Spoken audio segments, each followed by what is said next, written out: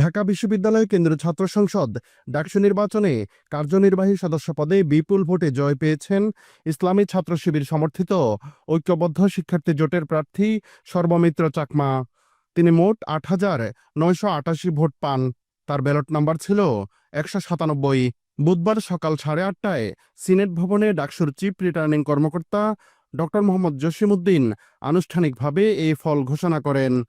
এদিকে সহসভাপতি বা ভিপি পদে একই জোটের প্রার্থী আবু সাদেক কায়েম ১৪,০৪২ ভোট পেয়ে বিপুল ব্যবধানে জয়ী হয়েছেন।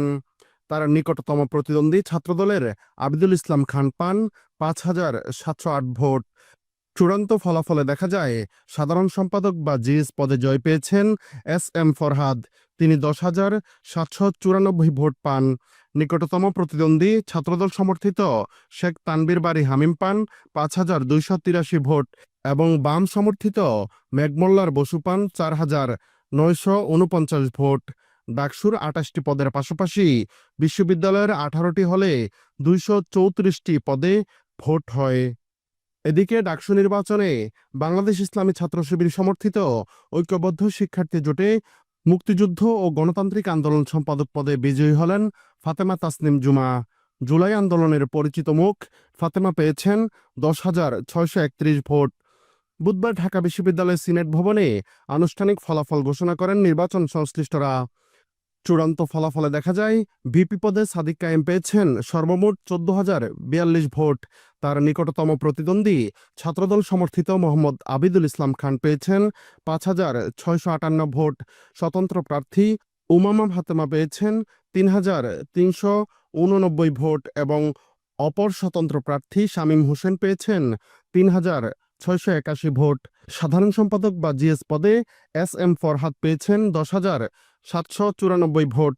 তার নিকটতম প্রতিদ্বন্দ্বী ছাত্রদল সমর্থিত তানবীর বারী হামিম পেয়েছেন ৫,২৮৩ ভোট। প্রতিরোধ পর্ষদের প্রার্থী মেঘমোল্লার বসু পেয়েছেন ৪,৯৪৯ ভোট এবং বৈষম্য বিরোধী শিক্ষার্থী সংসদ প্যানেলের আবু বাকের মজুমদার পেয়েছেন ২,১৩১ ভোট। সহ সাধারণ সম্পাদক বা এজিএস পদে মহিউদ্দিন খান পেয়েছেন ১১,৭৭২ ভোট। তার নিকটতম প্রতিদ্বন্দ্বী ছাত্রদল সমর্থিত তানবীরা আল হাদি মায়েদ পেয়েছেন ৫,০৬৪ ভোট। ভিপি পদে প্রায় সবকটি হলে বড় ব্যবধানে এগিয়ে থাকলেও ব্যতিক্রম ছিল জগন্নাথ হল। সেখানে সাদিক কায়েম পেয়েছেন মাত্র ১০টি ভোট, যেখানে আবিদুল ইসলাম খান পেয়েছেন ১,২৭৬ ভোট। মঙ্গলবার সকাল ৮টা থেকে বিকেল ৪টা পর্যন্ত টানা ভোট গ্রহণ শেষে গভীর রাতে প্রায় ২টার দিকে ফলাফল গণনা শুরু হয়। বিশ্ববিদ্যালয় ক্যাম্পাসের ৮টি কেন্দ্রে মোট ৮১০টি বুথে অনুষ্ঠিত হয় ভোট গ্রহণ। নির্বাচনে মোট ভোটার সংখ্যা ছিল ৩৯,৮৭৪ জন।